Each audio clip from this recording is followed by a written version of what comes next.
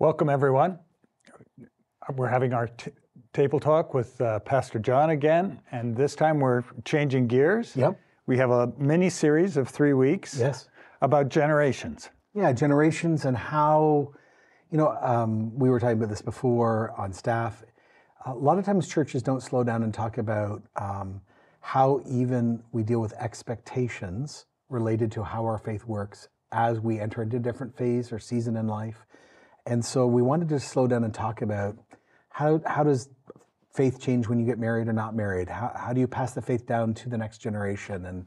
And like I have now teenagers, you are an empty nester, you probably have grandchildren, other people, have children, some are single again.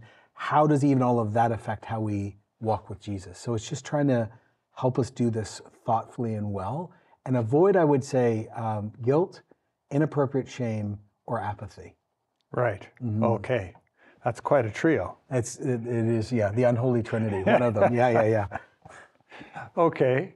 So you begin by talking about the promise of life as an emphasis in Paul. Yeah. And that's such a great starting point. Can you elaborate? Yeah. So week one, we're talking about how do we give or transmit the faith generationally to the next community, next generation. And just in Paul's writing in 2 Timothy, before he talks about how the faith was passed to Timothy, he reminds Timothy of the promise of life, the gospel, what binds Christians together. And what we have is, interestingly, our unity is not in family faith. And our unity is not because mom or grandma was a Christian, or maybe it's a first generation Christian, you don't have that. Our unity is because we share the promise of life that indwells in us. So that's got to be clear. You got to know what you're passing down before you pass it down. Right. Yeah. So it's not a culture, it's an experience. Yeah, it's a living relationship with when you put your life and you put your trust in the work and person of Jesus Christ. And so there's an incredible gift when you come from Christian history, but that does not make you a Christian. So there's like two dynamics taking place depending on the Connect group. Some people are like, I have no Christian memory, I have no Christian history, I'm the very first Christian. Other people are like, I've swam in it my whole life. And both need to come to the realization that in both different directions, the thing that binds us together, that makes us Christian, is not our lack of history or our history, but the person we both met. Right. Yeah, it doesn't negate the other things, but that's the important thing. Yeah. So we're walking with Jesus. We're fully devoted followers. Yeah, we hope. And that's our goal. Yeah. And so we want to pass that experience on. Correct. And a lot of times there's great fear about, well, how do I do it? Or how do I do it well? And so just hopefully this is a beginning conversation about how to do this. Great. Okay. And you use Timothy as an example. Yeah, absolutely. What I find so beautiful about the story of Timothy is the dysfunction and difficulty of his family. Right. Like mom and grandma are ethnically Jewish, but mom marries a Greek guy who's not a Jew and not in synagogue. That makes her unclean.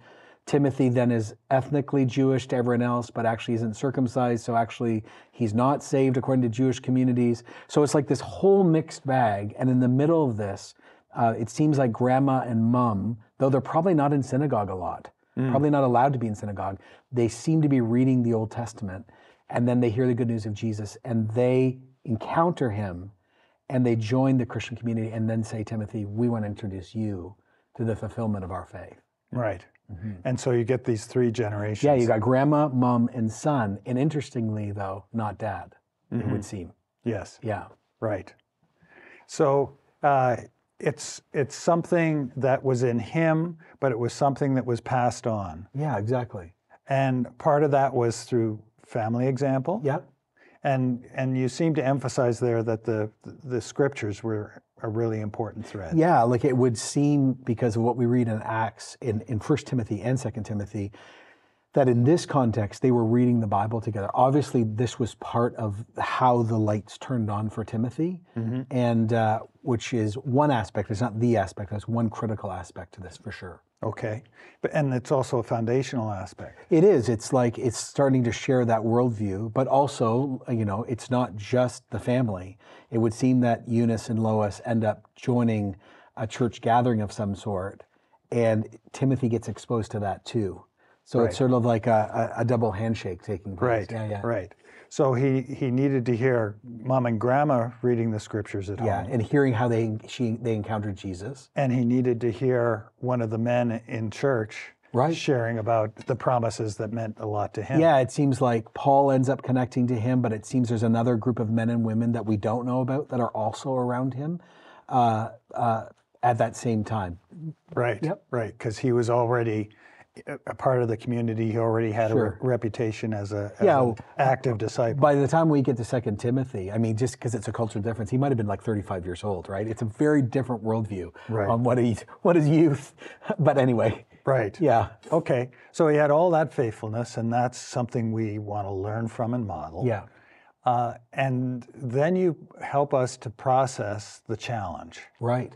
The challenge, and a big part of it is envying the world.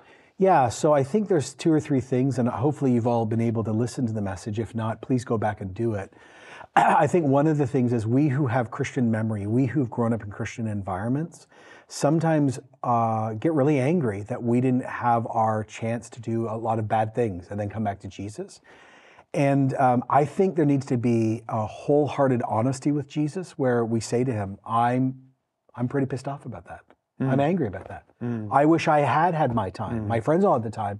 Why did not and I think withholding that from Jesus doesn't help us at all. It's like holding poison in. Now, when we talk with him, we're going to realize that things we wanted all bring death. They don't bring life. They do bring pain. Read Proverbs. Just read Proverbs. You'll know it's trouble. And in the end, there is judgment coming. But even I think that, because if you're a parent or grandparent and you haven't resolved that, you will not be as intensely passing on the faith to your children because you yourself are a little,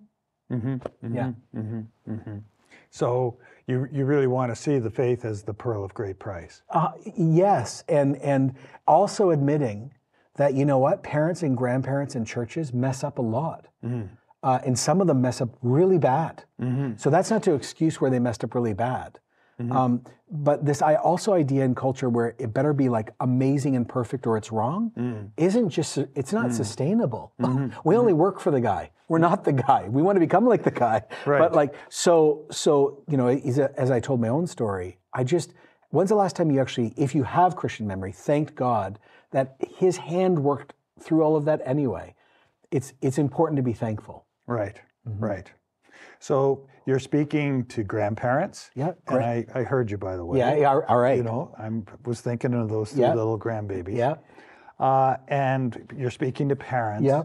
But you're also speaking to the community. Yeah, I'm speaking to aunts and uncles and youth workers and volunteers. Like, this is a family thing, both biological family, and this is a family thing, a church thing. And we together are responsible to show the next generation the goodness of God found through Jesus. Right. Yeah. And so the most important thing is what you leave in your children. That's the quote that you gave us. What you leave in your children, not necessarily what you leave to your children.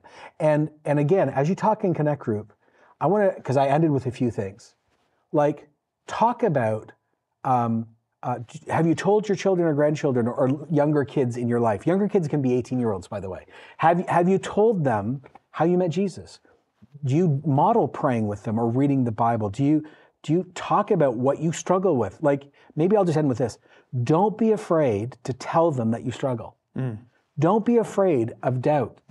Our Christian faith is robust. It can handle it. So don't go, well, I hope they're just going to make it and I'm not going to ask them. Ask them what they don't like about Christianity or what they worry about. Because in that, you're demonstrating you are honest but not afraid. Right. We need real courage. Right. In this moment, because there's a lot of voices right now. Right. Okay. And so we've been talking through these various issues, much for you all to talk about in your groups. We pray that God would help you to have a growing faith and a growing trust that as you are real and walk with God, he's going to use you. Yeah, and maybe take a moment in your group to pray by name for the younger generation you know. Great. Thanks, everyone. Thank you.